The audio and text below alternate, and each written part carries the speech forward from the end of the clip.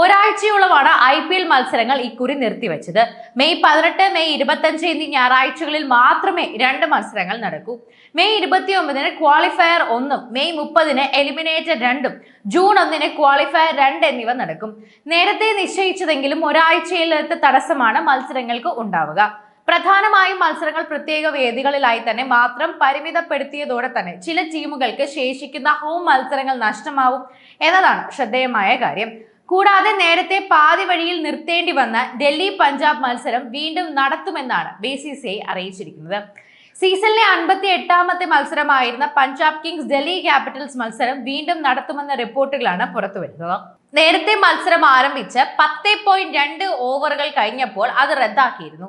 May 24 ജയ്പൂരിൽ വെച്ച് ഇത് ആദ്യം മുതൽ തന്നെ നടക്കുമെന്നാണ് സൂചന. IPL പുനരാരംഭിക്കുമ്പോൾ ആദ്യം ഏറ്റുമുട്ടുക കിരീട പ്രതീക്ഷയുള്ള ടീമായ RCBയും ഏതാണ്ട് പ്ലേ ഓഫ് കാണാതെ പുറത്താവലിന്റെ വക്കിലുള്ള കൊൽക്കത്ത നൈറ്റ് റൈഡേഴ്സുമാണ്. ബാംഗ്ലൂരുവിൽ വെച്ചാണ് ഈ മത്സരം നടക്കുക. ശനിയാഴ്ച ഒരു മത്സരം മാത്രമാണ് നടക്കുന്നതെന്നും ഞായറാഴ്ച രാജസ്ഥാൻ റോയൽസ് പഞ്ചാബ് കിങ്സിനെയും 2ാം മത്സരത്തിൽ ഡൽഹി ക്യാപിറ്റൽസ് ഗുജറാത്ത് ടൈറ്റൻസിനെയും ആയിരിക്കും നേരിടുക. അതേസമയം നിലവിൽ പ്ലേ ഓഫ് മത്സരങ്ങളുടെ വേദികൾ BCCI ഇതുവരെ പ്രഖ്യാപിച്ചിട്ടില്ല.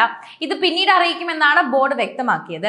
നേരത്തെ പ്രഖ്യാപിച്ച വേദികളിൽ ആയിരിക്കില്ല മത്സരങ്ങൾ നടക്കുക എന്നത് മാത്രമാണ് ഏറെക്കുറെ ഉറപ്പായിട്ടുള്ള ഒരു പ്രധാനപ്പെട്ട കാര്യം.